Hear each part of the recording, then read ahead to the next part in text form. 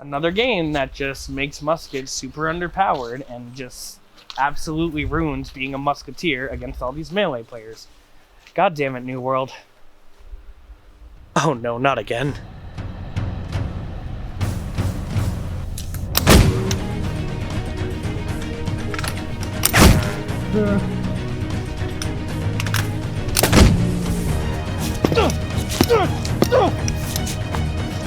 No, please!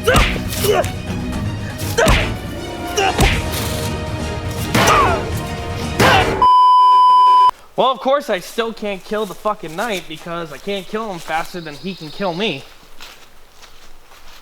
Oh no. Okay, I should be able to beat this. He's wearing light armor. He's using a bow. We use guns in modern era, so clearly muskets should be What the? Oh, come on!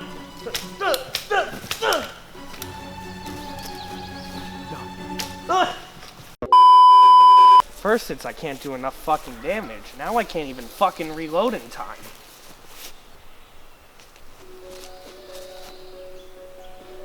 Okay, I have the range. He's wearing light armor. I have the damage. I should be able to beat this person.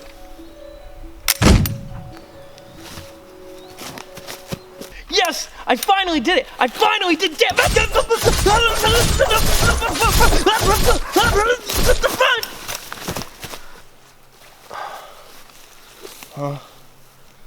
Oh, come on!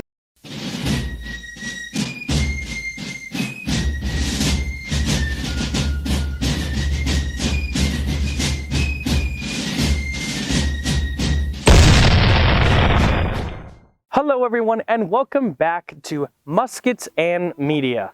I am your host, The Colonial, and in this episode we are going back farther than we ever have before thanks to a free-to-play game called Conquerors Blade.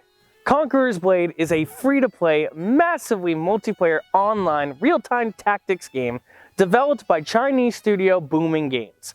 It is set in an open world inspired by medieval and feudal civilizations and centers around siege combat, commanding units in real time, and seizing territory from other players in online battles. Conquerors Blade offers multiple classes into the game, satisfying almost everyone's type, from longsword and shield, bowman, spear, pike, and of course, the musket. Conquerors Blade was one of the first games I ever played on PC, and I fell in love with it extremely fast. So I am very excited to go into detail with you all on the Japanese matchlock arquebus.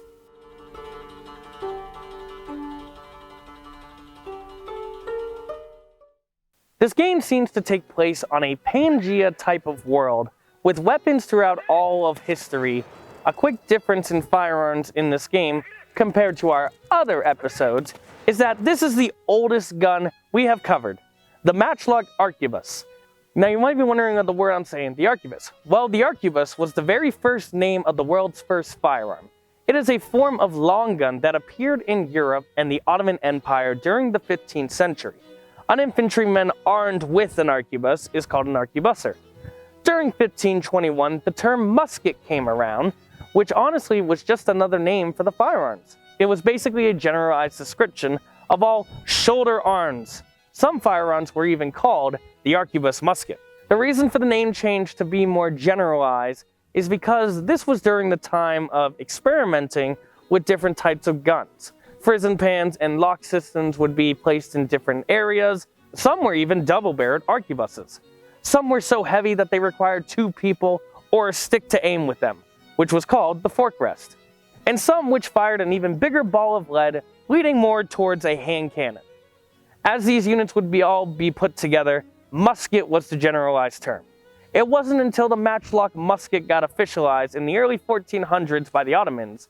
While this gun would make its way to Europe, guns wouldn't arrive in Japan until the year 1548, when Britain came over to trade. This included weapons from Europe. While they didn't care about the swords and the armor from Europe, they were very interested in the firearms that Europe brought. This was the first time recorded in history that Japan had firearms. While there's a certain movie that will fool you to believe that the samurai hated guns, this was the complete opposite in real-world history. The samurai loved the idea of firearms and would use them throughout the rest of samurai history. While the guns sold to Japan were old weapons, as the wheel-lock had been around for about 30 years, 1512, so Europe would sell their old arquebuses and maybe some matchlocks as well. Remember, although wheel-locks were around, they were expensive, so the matchlock was still the main gun to be used in armies.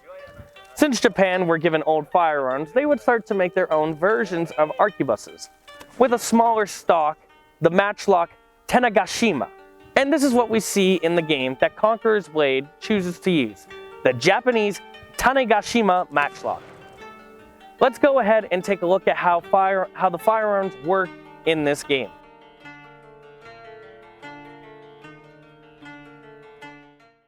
I really wish we could have got one for a live demonstration, but unfortunately, the Japanese arquebus is probably the most expensive replicas ever, so I do apologize for that. We have talked about how the weapon looks. Now let's see how it works.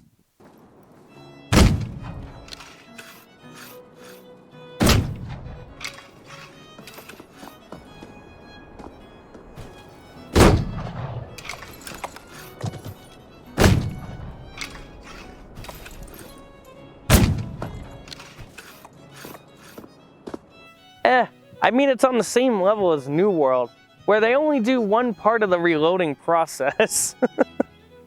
They always seem to forget the rest. So in the animation, we see that the player is moving his hand up and down near the barrel. What is he, jerking it off? It seems to be mimicking ramming the ball down the barrel. I will say this, of all the types of muskets they could have done, they chose the second worst one to give the long reload to, first being the actual first arquebus. Trained samurai units could fire one shot a minute, and in this game you can fire about 30 per minute if you don't use your skills. We essentially have a New World situation in this game, but it is slightly better. The musket in this game can damage others, and I have dueled my friends with my musket, and with some of the abilities you aren't completely useless, which is nice like you feel in New World. So we know the reloading is wrong. Who would have thought that, right?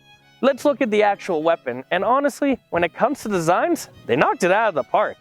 For most of them. These look very accurate when it comes to how the Japanese arquebus would look.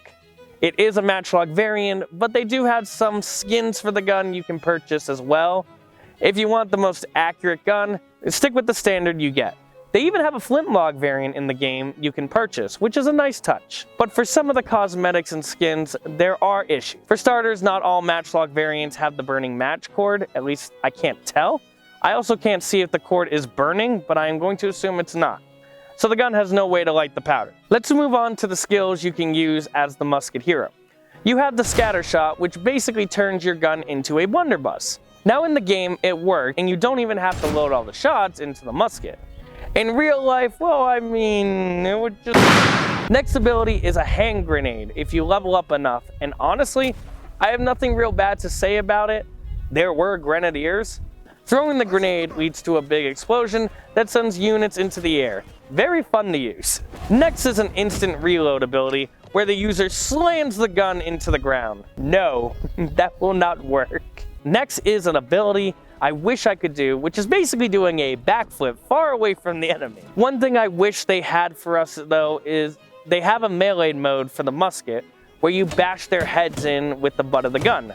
While bayonets were not common back then, especially because they would plug up your gun and turn it into a pike, making it so you couldn't fire, I wouldn't mind if they gave us a sword or dagger to have a much better melee.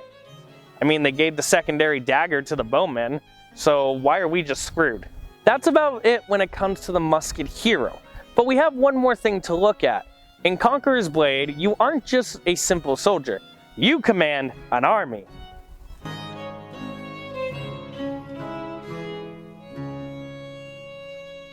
Musket units are fairly similar to the hero, but usually with one or no special ability. They are all armed with the matchlock arquebuses, and the higher you go in the unit tree, the better the unit.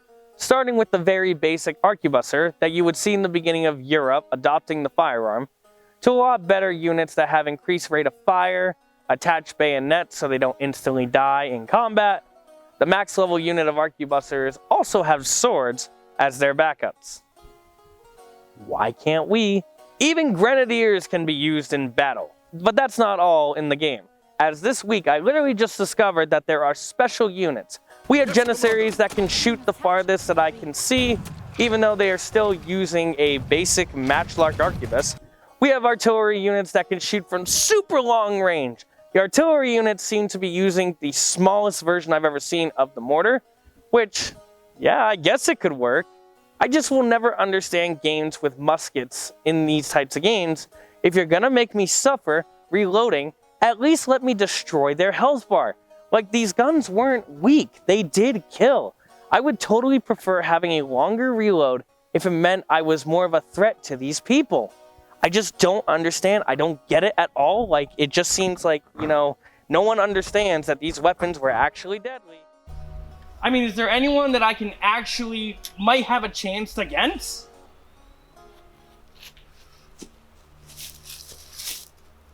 Oh God. No!